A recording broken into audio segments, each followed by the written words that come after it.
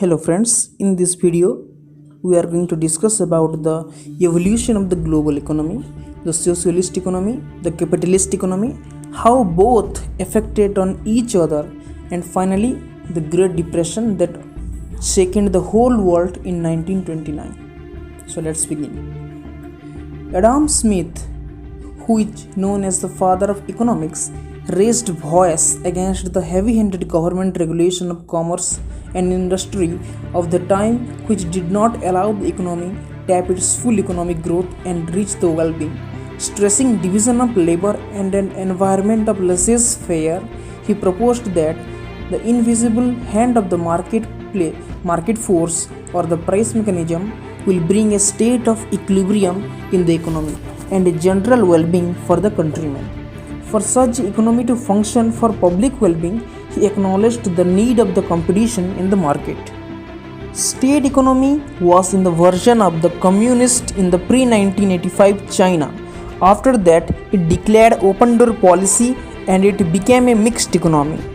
The socialist version also ascribed a large role in the state in running the economy, while in the communist type had advocated state ownership of all the properties, including the labor, with absolute power to the state in running the economy.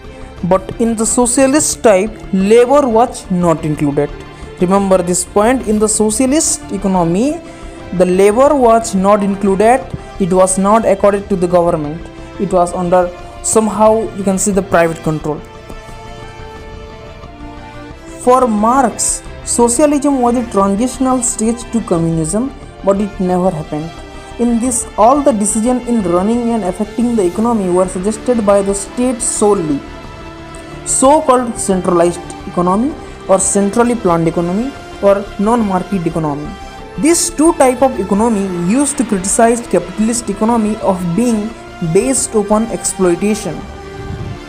Smith actually thought that if everything come under the government regulation, then there will be no competition in the market. Suppose you are a government employee in Nalco industry in Angul, and suppose you are a engineer in the Vedanta industry in Jharsuguda. You compare yourself then in which industry you can give your much better effort, in which industry there will be more competition, in which industry your working hours will be more the working hours, more the development of the industry, and more stronger the economy. So this theory came into Adam Smith in the 1900s. That's why he wanted the private hand to be introduced in governing the economy. During the Great Depression 1929, the belief in the self-correcting quality of the market got a major setback.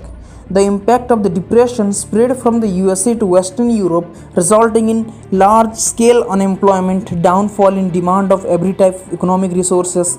The macro ideas of Smithsonian theory failed to check the crisis. Then, an English economist at Cambridge University, John Maynard Keynes, came with his famous work, General Theory of Employment, Interest and Money. In the 1930s, the New York Stock Exchange or the Wall Street Journal was the biggest stock exchange in the world. Every big small businessman in Europe or in Japan or in Russia had invested money in the New York Stock Exchange. So when the New York stock collapsed, every business got a setback, pushing the global economy years back.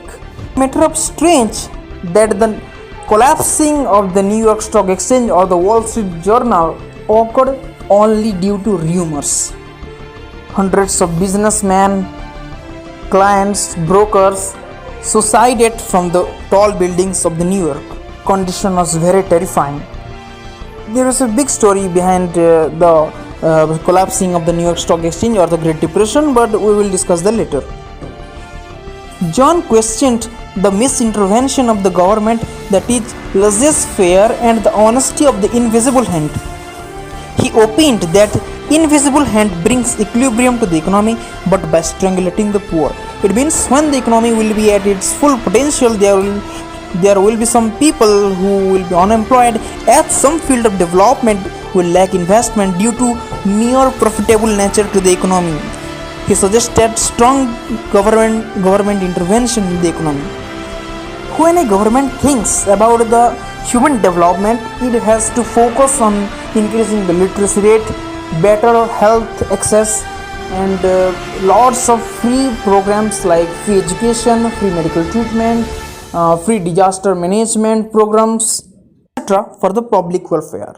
The government distributes the surplus money generated from the rich businessmen of the country to the poor who are actually in need of that, shortening the bridge between the poor and the rich. But when a country thinks about only the economic development and don't cares about the public development or the human development, some areas of development become ignored. Thus, they drag the economy of country behind.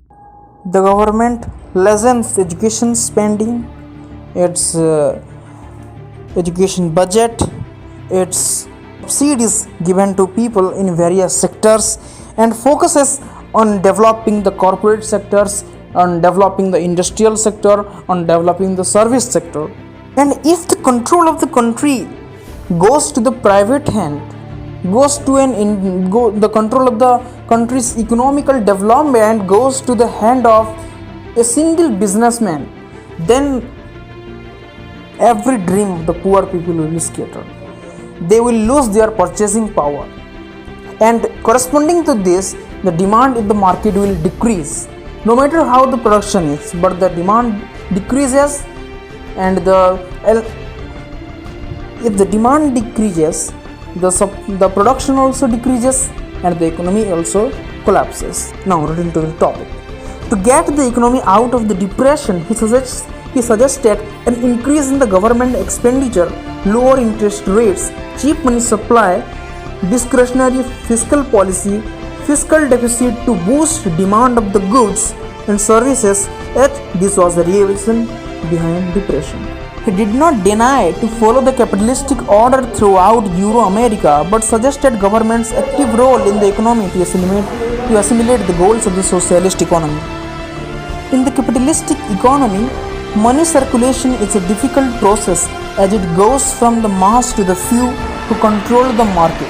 As every good and service was produced by the private enterprises and supplied by a market, so there was an undimensional flow of money and wealth, thereby weakening their purchasing power.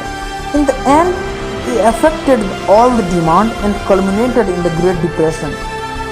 But the government control on the market and employment sector, more the profit, more the utilities, more the salary and more the investment, and more the production and more the demand. Everything remain in its balanced position. But when production increases, consumption also increases due to increase in purchasing power. But in private monopoly like US, when the production increases due to weaker purchasing power of the common people. Remember, signify this portion. Due to weaker purchasing power of the common people, its demand goes down and down. As a follow-up to Keynesian advice, many trend-setting policies were initiated through the capitalist economies. Then the government starting supplying some basic goods and services known as public goods. These are mainly intended to guarantee minimum level nutrition to all, healthcare, sanitation, education, social security, although it required deficit financing. With this, we finish the evolution of the global economy part 1. Thank you friends, see you later in the next video. Thank you so much.